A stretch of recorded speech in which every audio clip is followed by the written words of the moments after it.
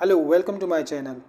तेल निर्यातक देशों के संगठन organization of petroleum exporting country यानी ओपेक और उसके सहयोगी ओपेक प्लस देशों ने तेल की कीमतों को बढ़ाने के लिए कच्चे तेल के उत्पादन में बड़ी कटौती करने का फैसला किया है। ये तब किया गया है जब रूस और यूक्रेन का युद्ध चल रहा है और ग्लोबल इकोनॉमी मंदी की तरफ बढ़ रही है और पश्चिमी देश रूस की तेल से कमाई को अपने प्रतिबंधों से रोकने की कोशिश कर रहे हैं। हाल ही में हुआ ये कि ओपेक की बैठक वियना में हुई। इस बैठक में नवंबर से तेल उत्पादन में 20 लाख बैरल तेल प्रतिदिन कटौती करने का फैसला किया गया है। इसका मतलब 20 लाख बैरल तेल कम उत्पादन होगा। इस 20 लाख बैरल को आप ऐसे समझिए कि भारत जैसा बड़ा देश डेली 50 लाख बैरल तेल कंज्यूम करता है और यह जो 20 लाख बैरल तेल की कटौती है ये वैश्विक उत्पादन का 2% है। मतलब 2% तेल कम उत्पादन होगा डेली। इससे क्या होगा कि मार्केट में तेल कम आएगा तो डिमांड बढ़ेगी तो दाम बढ़ेंगे, दाम बढ़ेंगे तो दुनिया में महंगाई बढ़ेगी और मंदी की तरफ तो दुनिया वैसे ही बढ़ रही है और मंदी आएगी तो लोगों की जॉब जाएगी, मतलब चौतरफा नुकसान। पश्चिमी देश चाहते थे कि ओपेक देश उत्पादन बढ़ा दें जिससे रूस की तेल सप्लाई पर जो निर्भरता है उसे कम किया जा सके। मतलब जो भी देश रूस की तेल सप्लाई पर निर्भर है उसको कम किया जा सके। इसीलिए तेल की सप्लाई बढ़ाने के मकसद से अमेरिका के राष्ट्रपति जो बाइडेन सऊदी के दौरे पर गए थे। सऊदी के दौरे पर उन्होंने प्रिंस सलमान से रिक्वेस्ट की कि तेल की सप्लाई बढ़ा दो जिससे रूस से तेल आयात को कम किया जा सके, लेकिन सऊदी अरब नहीं माना। इस सब में सऊदी का कहना है कि वैश्विक मंदी की वजह से कच्चे तेल के जो दाम थे वो कम हो रहे थे जिससे तेल उत्पादक देशों को नुकसान हो रहा था। इसी वजह से ये फैसला किया गया है। सऊदी के ऊर्जा मंत्री प्रिंस अब्दुल अजीज़ ने कहा है कि हम सबसे पहले सऊदी अरब के हित देखेंगे, फिर उन देशों के हित देखेंगे जो ओपेक के सदस्य देश हैं। तो इनका मतलब साफ है, यहाँ हर देश अपना फ़ायदा देख रहा है कि कैसे वो ज़्यादा से ज़्यादा पैसे कमा सके। तेल के दाम बढ़ेंगे तो सभी तेल उत्पादक देशों को ज़्यादा फ़ायदा होगा, लेकिन इसमें सबसे ज़्यादा फ़ायदा किसका? ऑफ कोर्स रूस और सऊदी अरब का। और किसका? देखो, रूस और सऊदी अरब ने यहाँ पर एक खेल कर दिया है। ग्लोबल सप्लाई 2% गिरा दी, इससे तेल के दाम बढ़ेंगे। पश्चिमी देशों के प्रतिबंध के कारण कई देश जो रूस से तेल नहीं खरीद पा रहे हैं, कुछ देशों को छोड़कर, मतलब रूस के कुछ लिमिटेड ग्राहक हैं, चाइना और भारत जैसे। रिपोर्ट के मुताबिक भारत का रूस से तेल आयात सितंबर में 19% बढ़ गया क्योंकि रूसी तेल बाहर के मार्केट से 20 से 30% तक सस्ता है। अब भारत सऊदी से ज़्यादा तेल रूस से खरीद रहा है। पश्चिमी देशों ने भारत पर बहुत दबाव बनाया है रूस से तेल ना लेने के लिए। अमेरिका ने तो इमोशनल कार्ड भी खेला भारत को ये कहकर के रूस से तेल लेने का मतलब पुतिन की वॉर मशीन को चलाना है, क्योंकि रूस उन्हीं पैसों से जंग लड़ रहा है। लेकिन अमेरिका और उनके सहयोगियों की एक न चल पाई। और अगर हम देखें चाइना को, तो चाइना तो पहले से ही रूस से तेल खरीद रहा है। तो इससे यह है कि रूस का आधा तेल तो भारत और चीन ही खरीद रहे हैं और बाकी का कुछ यूरोपीय देश जहां बहुत ठंड है तो रूस का काम आराम से चल रहा है। और वहीं जो देशों ने रूस से तेल लेना बंद कर दिया है वे अब सऊदी अरब की तरफ देख रहे हैं, तो इससे सऊदी का भी फ़ायदा।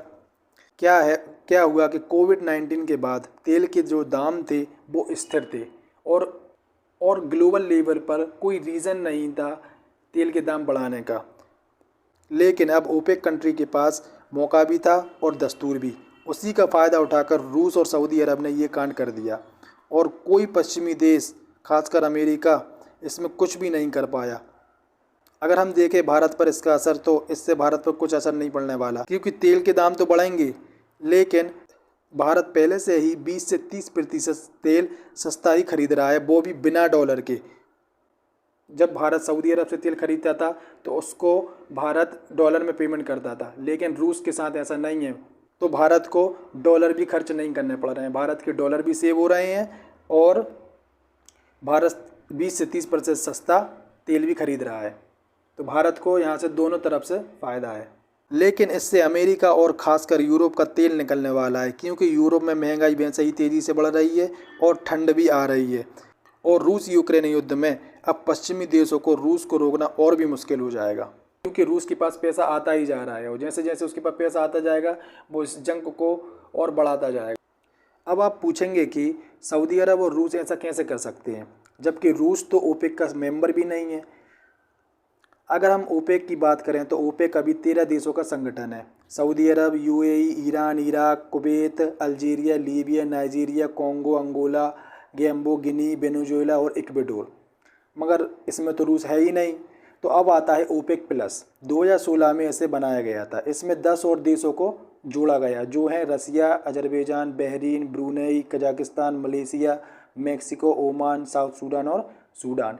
तो कुल मिलाकर हुए 23 तेल उत्पादक देश, जिनके पास ग्लोबल इकोनॉमी की चाबी है। इसमें ओपेक का जो लीडर है वो है सऊदी अरब। जो सऊदी चाहता है वो ये संगठन करता है। जब सऊदी अरब को लगता है कि तेल के दाम नीचे जा रहे हैं तो वे उत्पादन कम करवा देता है, जिससे डिमांड बढ़ती है और दाम ऊपर चला जाता है। अब इस संगठन में रूस भी आ गया, जो सऊदी अरब के बराबर ही उत्पादन करता है। रूस और सऊदी अरब दोनों 1 करोड़ बैरल तेल का उत्पादन डेली करते हैं। ओपेक में 10 और देश आने के बाद दुनिया का 40% तेल उत्पादन पर इनका कंट्रोल हो जाता है और ओपेक प्लस तेल के दाम को भी कंट्रोल करने में सक्षम हो जाती हैं, और जो वो कर भी रहे हैं। अब जब पश्चिमी देशों को इस कटौती के फैसले से झटका लगा है तो वो अपने दूसरे प्लान पर विचार कर रहे हैं, और वो है प्राइस कैप। अमेरिका और पश्चिमी देश रूस की तेल से कमाई को कम करने के लिए प्राइस कैप लेकर आए हैं। ये एक नया कंसेप्ट है। प्राइस कैप में क्या होता है? प्राइस कैप में पश्चिमी देश रूस के तेल की एक प्राइस फिक्स कर देंगे, और जो देश रूसी तेल खरीद रहे हैं वो उस प्राइस से ऊपर के दाम में रूसी तेल खरीद नहीं पाएंगे।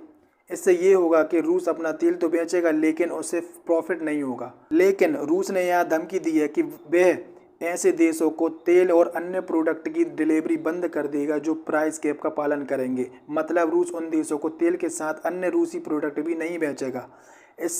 इसमें सबसे ज़्यादा दिक्कत उन देशों को आएगी जो तेल के साथ गैस भी रूस से खरीदते हैं। मतलब यूरोप को दिक्कत आने वाली है और किसी को दिक्कत नहीं आएगी, क्योंकि सबसे ज़्यादा ठंड यूरोप में ही पड़ती है।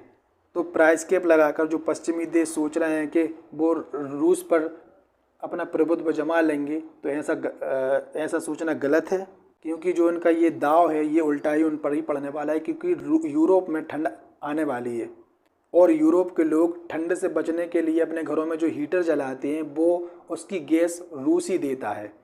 तो अगर वो प्राइस कैप की बात करेंगे तो रूस उनको गैस बेचना ही बंद कर देगा। तो उनकी ठंड कैसे कटेगी अब वो ही जाने।